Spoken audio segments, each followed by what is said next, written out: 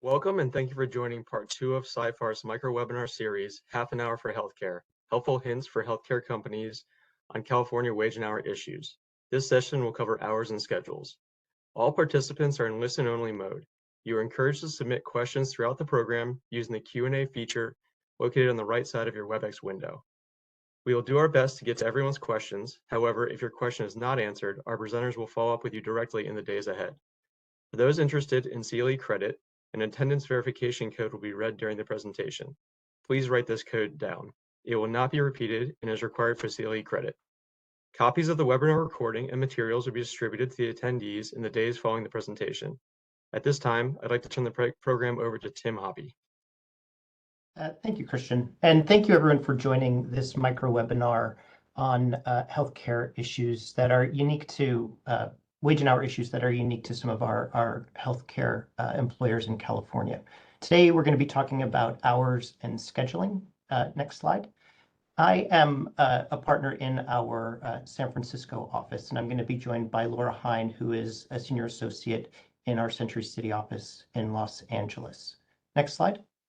And briefly, this is a brief agenda. We're going to talk about some of the things that were covered in our prior agenda presentation, and then dive right into work days, alternative work weeks, on-call and standby issues, and then compensable time that many healthcare issues related to compensable time that many healthcare clients in California might experience. Next slide. And next slide. But as Christian mentioned, this is the second in a three-part series on wage and hour issues that healthcare clients often confront in California. The first session was conducted a few weeks ago by our outstanding colleagues, Bailey Byfoss and Andrew Paley, and it's well worth your time. It looked at some exemption issues and classification issues that are unique to healthcare employees in California. It's 30 minutes, and I would highly encourage everyone to check it out. There's a link on our website to the recording and the PowerPoint, and there's also a link in the email that you received when you signed up for this webinar.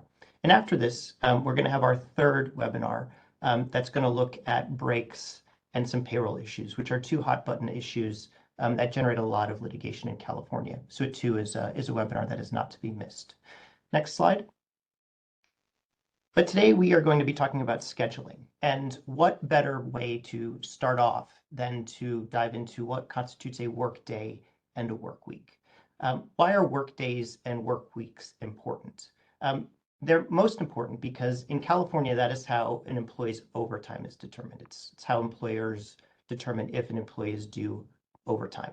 Employees are due time and a half their regular rate of pay under California law when they work 8 hours in a work day, and if they work 40 hours in a work week. The statute uses work day and the statute uses work week for determining when daily and weekly overtime are due. So it's very important that employers pay attention to and properly set their employees' work days and work weeks. We've noticed, particularly in the healthcare setting where employers are operating 24 hours a day, there can be unique challenges for managing work days and work weeks with respect to overtime. So we want just to talk about some of those challenges. And then California does provide some unique tools for trying to manage those challenges. Laura is going to talk a little bit about the most common tool that employers try to use, the alternative work week scheduling, but there are a couple of others which I'll touch on briefly as well. Next slide. So what sort of flexibility do employers have to configure work days and work weeks? The answer, which is not common in wage and hour California law, is that employers have a fair bit of flexibility in determining when an employee's work day and work week will start for the purposes of overtime. A work week is simply 24-hour consecutive period that commences on the same date at the same time every day. Similarly, a work week is a 7 consecutive day period that starts on the same day, calendar day, each week. Employers can determine when the work day and the work week start to best fit their scheduling needs. And indeed, many employers will establish different work days and work weeks for different units based on when those units employees are working. And even per employee, it's possible to develop different work days and work weeks per employee, though administratively this can pose some challenges. All that's required is that the workday and the work week for each employee start at the same time, that it be designated at the same time and the same day in the week, that any changes to the workday um, be intended to be permanent, and that the workday and the work week, if you're going to change the start time or the start day of the work week, that it not be intended to evade paying overtime. And again, those last two requirements are sort of the same side of two different sides of the same coin. The workday needs to be permanent, and if you're going to change it, it can't be intended to evade overtime. So there should be some business justification for the change. One of the issues that we see fairly regularly in the healthcare space, where employers are managing 24-hour operations, are scheduling and paying overtime based on something other than a work day or work week. It's most commonly we see employers try to pay overtime based on the shifts that employees work, but some payroll companies will use different measures for work days. They'll look at the day in which the employee started work or the day in which most of the hours were worked. And in some instances, this is fine. The employee will earn the same amount of overtime that they would if the overtime was calculated based on the employee's workday or work week. But particularly when employees work consecutive days in a row, it can present some challenges and potentially risk overtime violations if we're not looking at what an employee would be owed in overtime based on the workday. So let's look at an example. Next slide. In this example, an LVN's workday begins at 12 a.m. every day. So 12 a.m. is the start time of their workday. On Tuesday, the LVN works a shift from 10 p.m. on Tuesday to 8:30 a.m. on Wednesday. The employee clocks back in for another shift that same day on Wednesday at 7 p.m. and works through the midnight hour, so through the workday threshold, to 3 a.m. on Thursday. What compensation is this LVN due? Next slide.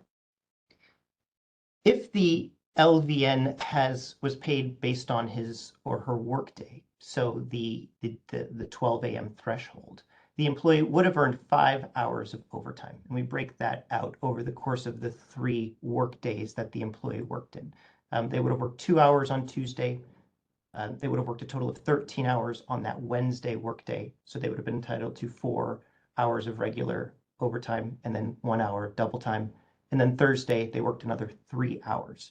So you can see how the workday calculation benefits the employee in this situation. If the employer had been paying this employee by the shift, they would have worked 2 shifts and they would only be entitled to 2 hours of overtime. So we raised this issue just to reiterate the importance of reviewing how your businesses are calculating overtime, particularly for employees like this particular LVN who might work consecutive shifts, because you want to make sure that whatever overtime the employee is earning at least matches what they would be due based on a workday calculation. Next slide.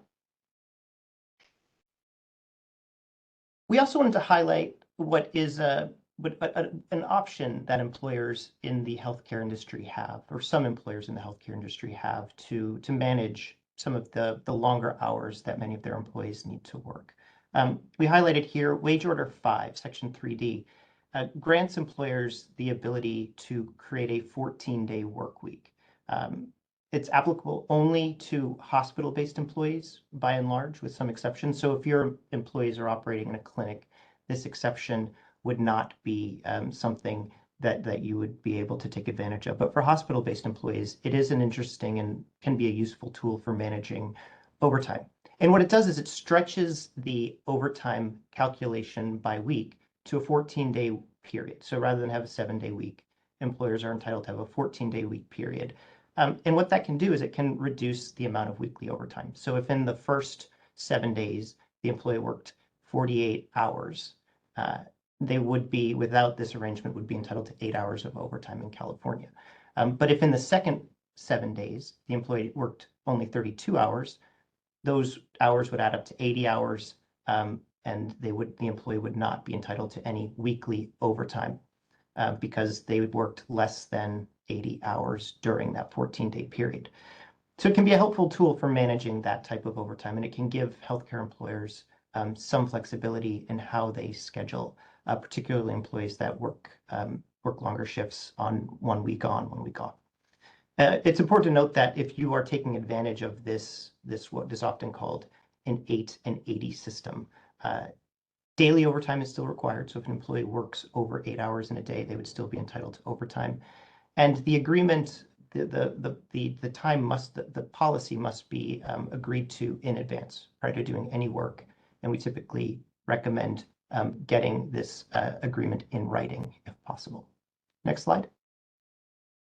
So now I'm going to pass it off to Laura to talk a little bit about the alternative workweek schedules. Laura? Thank you, Tim. All right, we're going to switch over to alternative workweek schedules right now. So Tim had discussed traditional schedules that consist typically of 8 regular hours per day or 40 hours per week, and then overtime is owed. However, California Labor Code Section 511, that's an important one, and the California wage orders allow for alternative workweek schedules. As you guys likely know, for the people that are here, this is very common in the healthcare industry to implement alternative workweek schedules to manage the 24-hour, we are always open schedules. So what is an alternative work week? What it means is it's any regularly scheduled work week requiring an employee to work more than 8 hours in a 24-hour period without overtime pay. So there are different types of alternative work weeks we see. Some of the more common options are a 4-10. And what that means is the employee will work for 4 10-hour days in a work week, as opposed to the 5 days in a work week. So 4 days, 10 hours, and for those 10 hours, you don't, the employer doesn't have to pay overtime for those 10 hours. After that, then overtime is owed. There's also a 980 that is pretty common. That is the employee works 80 hours over in 9 days over a 2-week period. And the important one for healthcare workers is there is an option of implementing a 12-hour alternative workweek schedule where the employees can be scheduled for 12 hours in a 24-hour period. Now, what that commonly looks like is 3 days on, 3 days off. The one thing, though, we do need to note is alternative workweek schedules have very specific rules on how to implement them and specific rules on how to maintain them. It is not a very straightforward procedure. So it's really advisable to work with your Seyfarth attorneys to implement them and make sure we roll them out correctly, because if they aren't, you can be liable for significant overtime and penalties. All right, so I want to turn then to the right side of this, or the right half of this slide, which is how to implement alternative workweek schedules. We've listed out 10 different steps here. I'm going to go through them. I'm not going to belabor each point, but I want to go through them to hit the highlights. So step 1, we have determined which alternative workweek schedule applies to the organization. So I had mentioned previously that alternative workweek schedules are set forth in Labor Code Section 511 and the California wage orders. We're here today for a healthcare webinar. So for healthcare workers, the applicable wage order is wage order 5. That's an important one. Read it. It sets forth everything you need to know for wage and hour issues and specifically for alternative workweek schedules. It's important, not all wage orders provide for alternative work weeks. So if you are in a different industry, you need to look at the wage orders to make sure that alternative work weeks are allowable for your particular industry. Again, if it's not implemented correctly, the company can be subject to significant liability for overtime wages. So we want to make sure that you guys are working with your attorneys or looking at the wage orders to make sure you can implement the alternative workweek schedules appropriately. Step 2, we have identified the employee group. So alternative workweek schedules do not follow the employee. They are specific to what is called, quote, the work unit. So prior to implementing any type of alternative workweek schedule, the employer needs to define the work unit. The Labor Code defines the work unit as a division, a department, a job classification, a shift, a separate physical location, or a recognized subdivision. So in the healthcare industry, this can be things like LVNs, RNs, or other different positions or departments. But it is important to note, the work unit is what the alternative work week follows, not the employee. So again, this will come up if you have employees floating from different positions, and we'll talk a little bit about that later on. Step 3, determine the work week days and hours. We talked about this a little bit, but common schedules are 410, 980, or again, for healthcare under wage order 5, you can do the 312, so the 12-hour shifts without paying overtime. For those 12-hour shifts, though, if that's what's going to be implemented, it's important to note that anything over 12 hours, you do need to pay double overtime for any time over that 12-hour period. Again, that is set forth in wage order 5. An important thing about determining the work week days and hours is it does need to be fixed and regularly recurring.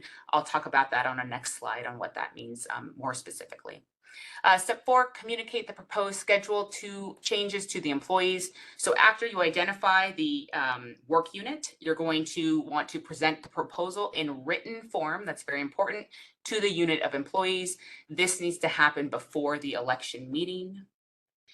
Step 5, hold the pre-election meeting. So before there's a vote, the employer must hold a meeting, or common times we recommend holding multiple meetings if that's what's needed. The meeting needs to happen 14 days before the election.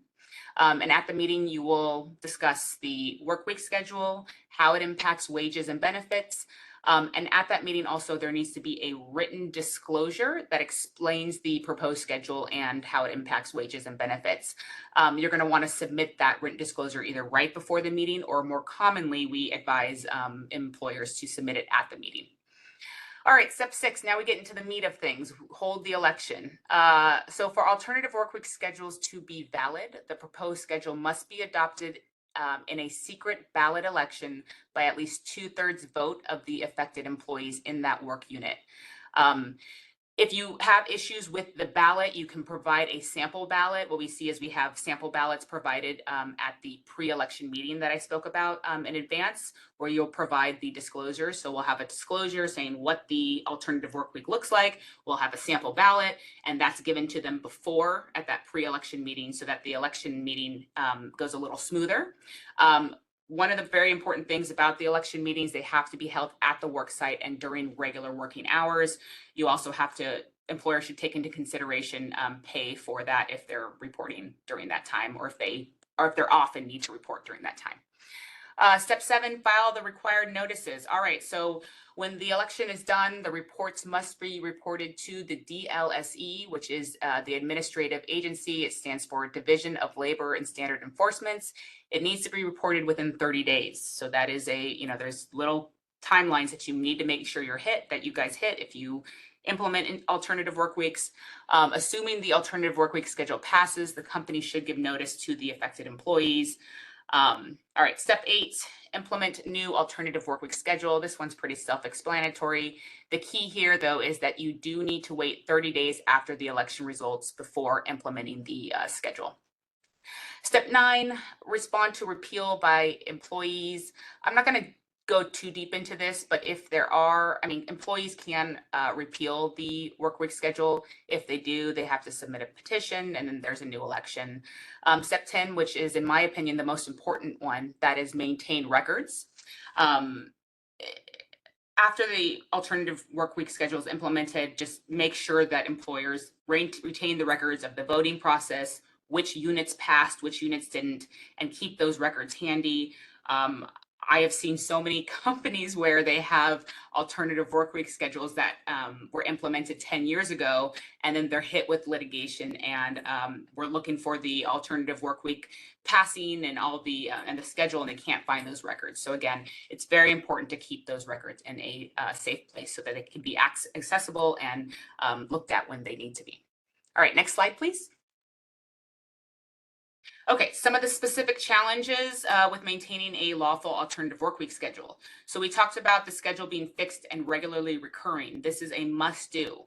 If employees in the unit are not regularly scheduled, it can invalidate the alternative workweek schedule for the working unit. So occasional changes are permissible with reasonable notice, but in general, the advice that we give is employees must have a predictable work schedule. Floating between alternative workweek schedules. So again, we talked about this. The alternative workweek schedule applies to the unit. It does not apply to the individual employee. In general, we recommend minimizing floating employees, especially if that impacts the workweek schedule. Short shifts. If employees are required to work a short shift that is less than their alternative workweek schedule. So let's say they're on a 4-10 and they are scheduled to work 10-hour days. If they work anything less than 8 hours, I'm sorry, if they work less than the 10 hours, but more than 8, they need to be paid for the delta in between.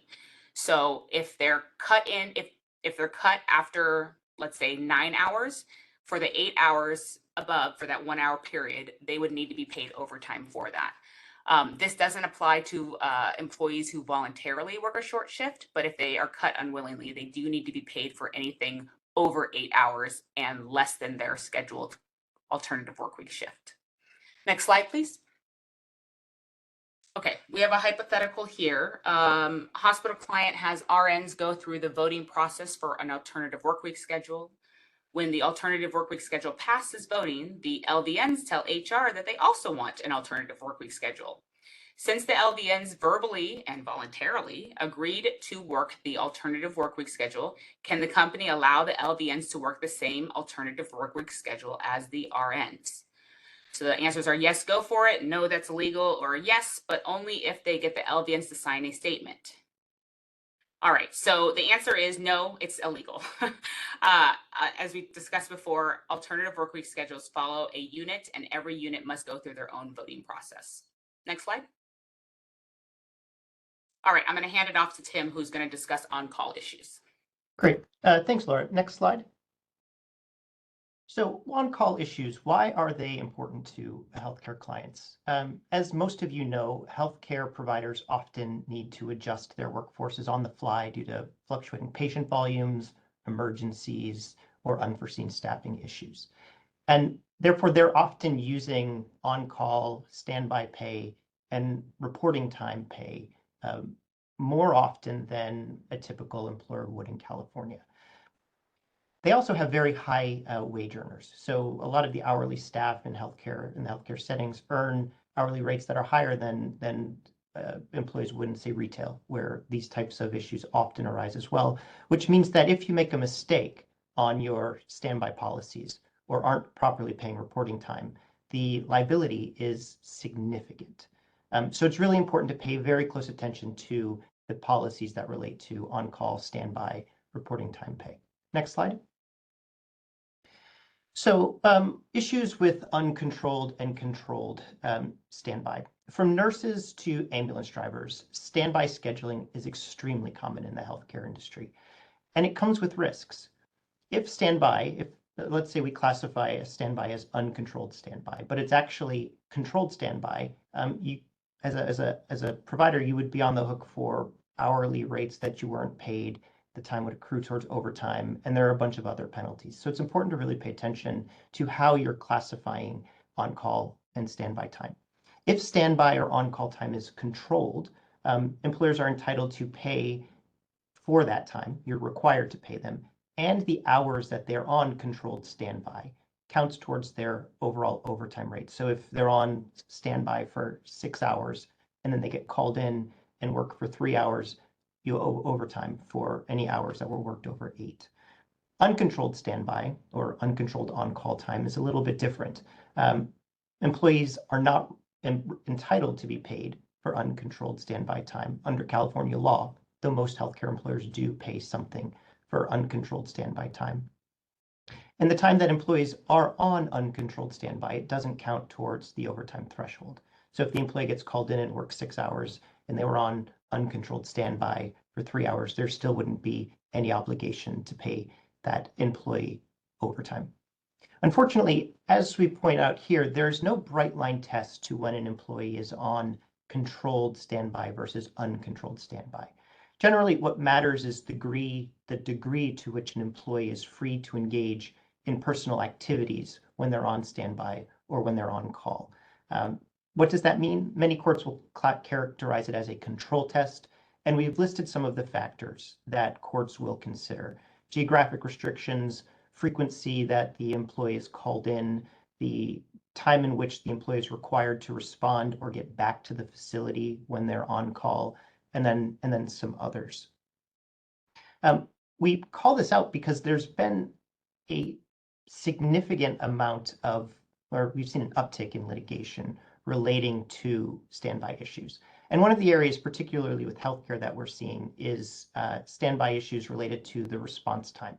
We've seen an uptick in litigation where plaintiffs' counsel are alleging that the response time that an employee has to get back to a facility is short enough that they actually aren't able to control their own time during that on-call period, because they know if they get called, they have to get back, and they're not able to do so if they, for example, go back to their house or go further away from the facility.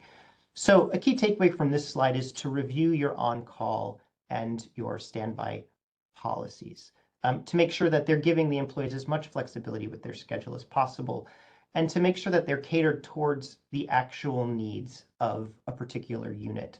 So one unit may have a statutory requirement that employees get back to the facility within 30 minutes, but other units in your facility may not have that requirement, and extending that requirement across all units could open up a company to liability, particularly if they're treating that time as uncontrolled as opposed to controlled standby. But one key issue I wanted to point out about standby before we move to the next slide is that standby pay doesn't need to be paid at the employee's standard rate of pay. You can pay a different rate for standby time, provided it's paid at or above the minimum wage. And then quickly, reporting time pay. This is fairly common. It's a fairly straightforward issue. If employees are called into work but are sent home before they've conducted half of their shift, they're entitled to reporting time pay of not less than 2 hours and not more than 4 hours. And then if an employee is called back to work, they're entitled to reporting time pay if they don't receive more than 2 hours of work. And again, the reporting time pay must be paid at the regular rate of pay, which is an area where we've also seen a lot of litigation. Next slide. So I wanted to quickly just go through an example here. This is an RN comes to work his 8-hour shift at City General, but is sent home after 2 hours due to low patient volume. Per policy, he remains on uncontrolled standby for the duration of the shift, gets called in around hour 6 of his shift and works another 3 hours. What pay is the employee due? Well, they're obviously due for 2 hours of straight time pay where they were working at City General. Because they didn't get at least half of their shift, they're entitled to 2 hours of reporting time pay because they were sent home. They are doing uncontrolled standby, so they're not required to be paid for that period of time. But if your policies do pay for uncontrolled standby, they'd be entitled to that. And then they're entitled to straight time pay for the hours that they are working after they get called back in. There's a possibility that they could be entitled to an additional reporting time pay, but in this situation, they've worked 3 hours. They would not be entitled to reporting time pay. And if the uncontrolled standby was actually controlled standby, those hours that they were on standby would count towards overtime, so that they would be entitled to overtime. In this situation, because it's uncontrolled standby, they're not entitled to overtime.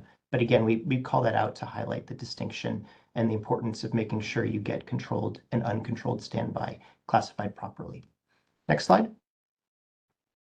And now we are going to call out the CLE code, which is SS3574. Again, that's Seyfarth Shaw SS3574. Laura, I'll hand it back to you. Thank you, Tim. All right, we have about a minute or two left, so I'm going to get through compensable time and hours worked relatively quickly. Next slide, please. All right, so in California, all time is compensable. That is just the general rule you guys need to remember. And if you follow that rule, you'll be in a pretty good situation. But what that means is that employers cannot require employees to work off the clock, even if it's for just a minute without compensation. So where do we see this? Where does this come up in litigation or even just in general employee issues. So common examples we see are security screenings or bag checks. So this comes up typically more in the retail industry, but before maybe coming into work, they have to go through a security check or a bag check, and they don't clock in maybe until after they are going through that. There is an issue there whether or not it can be compensable time.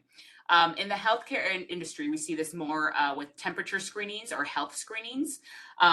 Sometimes it's just the scan of the temperature scan of the forehead, or sometimes it's a more detailed health screening. Again, this is where we see compensable time issues, especially in litigation. This has been a very, very hot topic. Next slide. Oh, we're missing a slide. Go back one. There we go. Oh, no, we're missing a slide, but I will just really quickly, actually go forward 2 slides, please. There we go. Best practices. All right. So the best practices for compensable time have a legally compliant timekeeping policy. So this timekeeping policy should require employees to record all hours work and prohibit off the clock work. So if you have the policy, that's really the first line of defense when we're facing lawsuits. Policies that say, hey, you need to record all your time, and it's a mandatory thing when working here. That really helps us. Strategically placed clock-in stations. So again, before temperature screenings, before health screenings, have the clock-in stations placed before those areas so that they can clock in and then go through the screening process. And lastly, we have attestations. Almost all timekeeping systems now offer the options of automatic attestations where employees can confirm that they recorded all their hours worked and that they were provided meal and rest breaks. I really can't tell you how helpful it is to have attestations when we're defending lawsuits. So to the extent employers can implement those in their timekeeping systems, we highly recommend it. Next slide. All right, I think we got through everything. We thank you guys very much for attending today. And again, we will send a follow-up email when this is all done. Thanks, everyone.